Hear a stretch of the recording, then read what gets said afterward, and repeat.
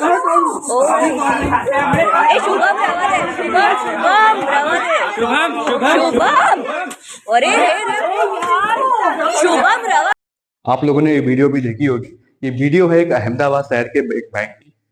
यहाँ पे एक व्यक्ति की एफडी चल रही होती है और उसके एफडी के इंटरेस्ट पे कुछ बैंक टीडीएस काट देती है।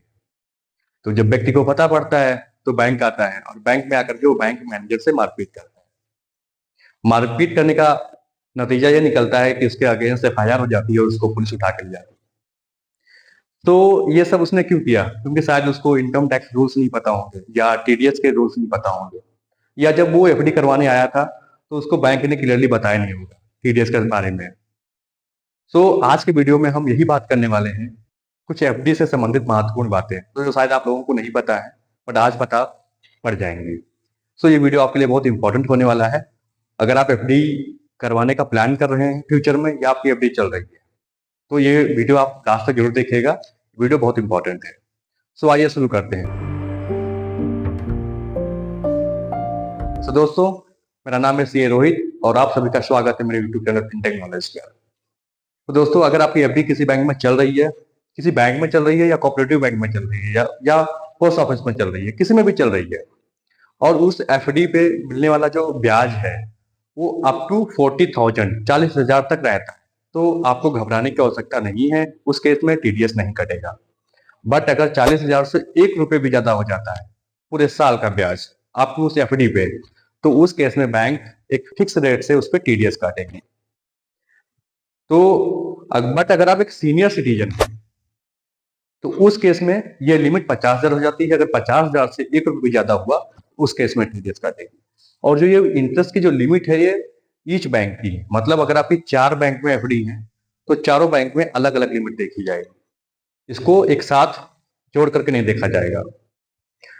दूसरा बात करेंगे कि किस रेट से एफडी के इंटरेस्ट पे टीडीएस करता है।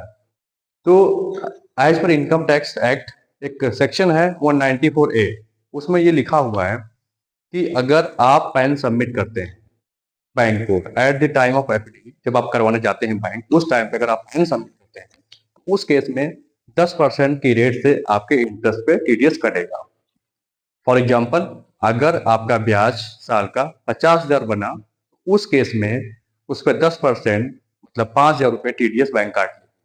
बाकी का जो पैसा है 45,000 वो आपके एफडी अकाउंट में जमा कर देंगे, क्रेडिट कर देंगे। तो जो रेट है वो 10% है।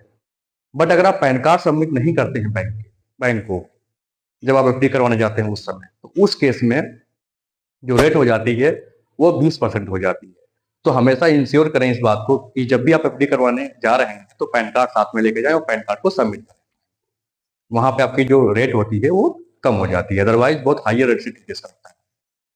अब थर्ड स्टेप में हम बात करने वाले हैं कि अगर आप चाहते हैं कि आपका 1 रुपए भी टीडीएस ना कटे तो उस केस में आपको form 15G and 15H submit करना पड़ेगा बैंक को। अब आपके मन में एक प्रश्न आ सकता है कि ये फॉर्म हर साल सबमिट करना पड़ेगा या जिस साल हमने एफडी करवाई है उसी साल से सबमिट करना पड़ेगा। तो मैं आपको बता दूं, ये फॉर्म आपको एवरी फाइनेंशियल ईयर हर साल आपको सबमिट करने की आवश्यकता है। आप जैसे फाइनेंशियल ईयर स्टार्ट हो, फाइनेंशियल ईयर के स्टार्टिंग में ही जाके फॉर्म सबमिट कर सकते हैं और उस फॉर्म में आप डिक्लेरेशन दे सकते हैं कि जो हमारी जो इनकम है वो बेसिक एग्जम्पशन लिमिट से कम है, हम पे कोई टैक्स नहीं लगता। तो उस केस में आपको टीडीएस नहीं कटेगा। फॉर्म 15G जो होता है वो होता है नॉर्मल पर्सन के लिए जो सीनियर सिटीजन नहीं है। जो सीनियर सिटीजन है उनके लिए फॉर्म 15H होता है।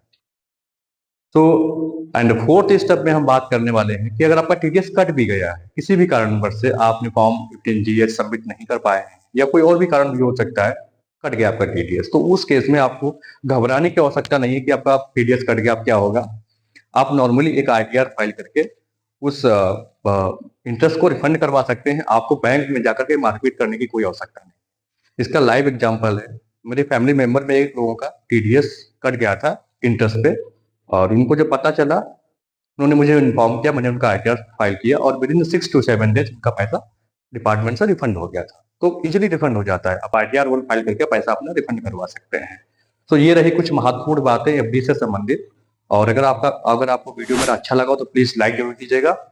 और अगर आप मेरे यूट्यूब चैनल पे नए हैं तो प्लीज़ सब्सक्राइब और बने रहिए मेरे यूट्यूब चैनल पे, क्योंकि यहाँ आपको मिलने वाली हर फाइनेंस और टैक्स से संबंधित जानकारी वो भी आसान सी भाषा में। So thank you so much.